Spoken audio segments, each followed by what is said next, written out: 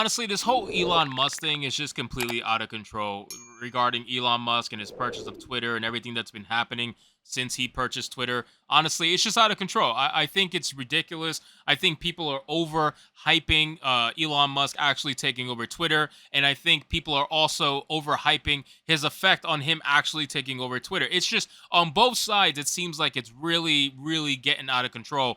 And now, apparently, DC has reportedly been encouraging their creators to protest Musk's purchase of Twitter by moving to another platform called Hive. Why they would do this? Very obvious. A lot of these comic book companies, a lot of these entertainment companies, Hollywood in general, you guys know we say this all the time until we're literally blue in the face, but these guys are woke as hell. They want to make it feel like they have more of an impact than they actually do.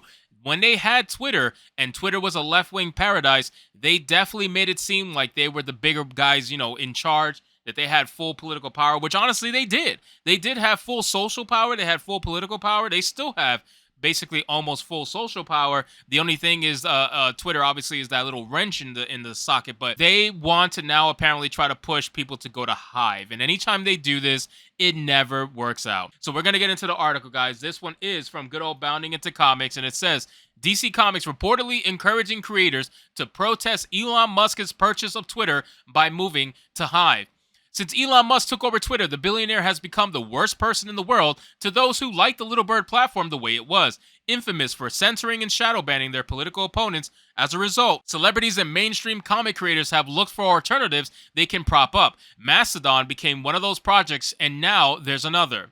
According to a report by Bleeding Cool, the current year woke crowd is trying to make a home out of the new social media site Hive, and it seems that they are doing so at the suggestion of a certain comic company. Comic book aficionados will be able to see the irony behind DC trying to usher folks under their employ to the platform when Hive is an infamous group of villains in their own comics. Oh, that's pretty funny.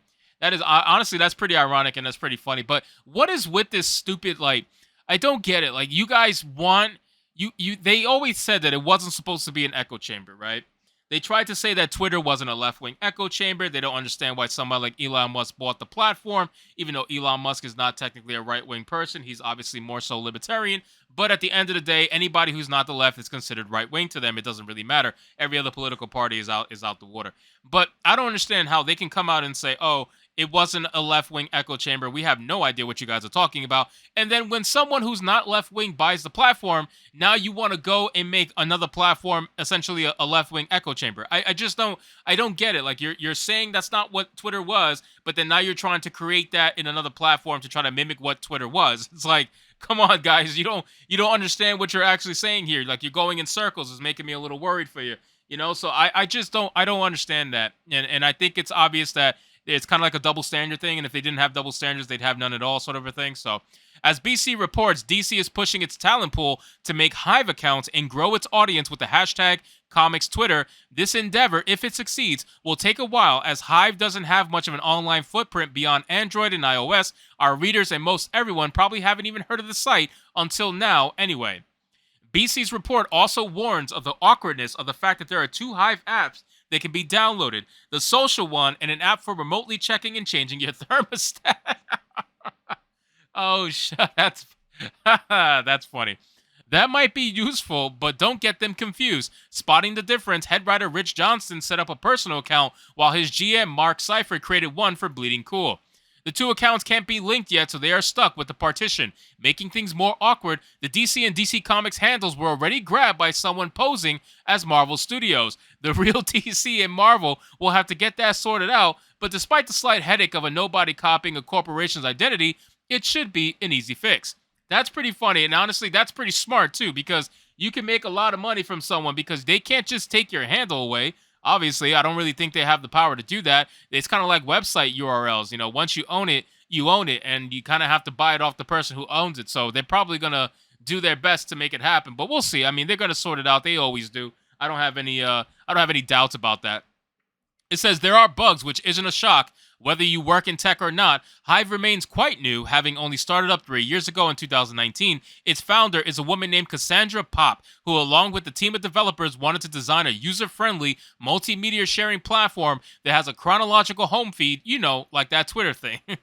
When 2021 rolled out, Hive had a small user base of just 15,000, but fortunes turned for its traffic after Musk bought Twitter. Some buzz on the latter and a few viral TikTok videos also helped, though likely not as much. Mastodon's slow growth likewise aided in bringing the people, or the illusion of them, rather, fleeing in the celeb-driven exodus. So, I don't think that these celebrities are actually going to stick with these alternative platforms. The reason why is because these celebrities are narcissists, right? So they're going to want to go places that are going to get them the most attention. Why the hell would they want to go to Mastodon, or why would they want to go to Hive, where their reach is going to be so much lower compared to Twitter that they're not going to get the same kind of engagement that they would have on Twitter, and the attention is going to be nowhere near the same. So at the end of the day, they're going to obviously want to go where the attention's at. And for them, it's Twitter, YouTube, Google. That's where the attention's at. That's where it's always been. These side little platforms, they always do good in the beginning. That's just the truth. But eventually people leave them because it's just not like the other platform. And that's the problem. When you go to a platform and you want it to be like the platform you just left, you're never going to actually stay at that platform. That means that that platform can never be different. It can never be anything different, because if it is, it's going to remind you in your brain that it's just not like the last one that you left. And truth be told, like an ex-girlfriend you can't get over, you're trying to find a replacement for something that's not going to be possible. You can't replace a one-off like that. So you either got to get over it, or you got to find, you're going to have to just admit that you want to go back. And that's the truth. So that's how people treat Twitter. It says, therein lies the rub. Very few who vowed to leave Twitter actually did. It's exactly what I said. It's just like all the people who claimed that they were going to leave the country when Trump became president, and that never happened. Moreover, the same lot scurrying to Hive said nothing when users were trying to cancel and run off, like the Alternative Comics founder Peter Simeti and Cyberfrog artist and creator Ethan Van Sciver. They were too busy driving away their customers, who then flocked to Ethan and Simeti. So listen, guys, I don't know why DC is going to be doing this, other than the obvious, right? They're super woke. They feel like maybe this is just a virtue signal that's worth it. It doesn't cost them anything to make a handle, right? They obviously still have what they have on Twitter, and now they're going to go to Hive, and then they're going to go to Mastodon. It doesn't hurt them. It doesn't hurt them at all to make these free social media sites, and it's just basically alt tech to them, like we used alt tech to increase our reach whenever we're shadow banned or whenever we're suppressed, and anything like that. We use alt tech in that same manner. So they're just essentially doing the same thing. The only difference is they're a massive conglomerate company that has the funds and the ability to already be big as it is. So whenever they do stuff like this, it just basically seems like virtue signaling. It doesn't seem genuine. It doesn't seem like an actual interest in alt tech or anything like that. It's just literally virtue signaling, because they know that people are so supposedly mad that Elon Musk took over Twitter. Oh, everybody's so angry. There's very few people who are angry, and the ones who are, they love their left-wing echo chamber, the one that they claimed didn't exist in the first place. So anyway, guys, thank you so much for watching this video. I hope you did enjoy it, and if you did, consider leaving me a subscribe. I would greatly appreciate it. Don't forget to like the video, comment, let me know what you thought of today's story, and I'll see you guys on the next one. Hypnotic out.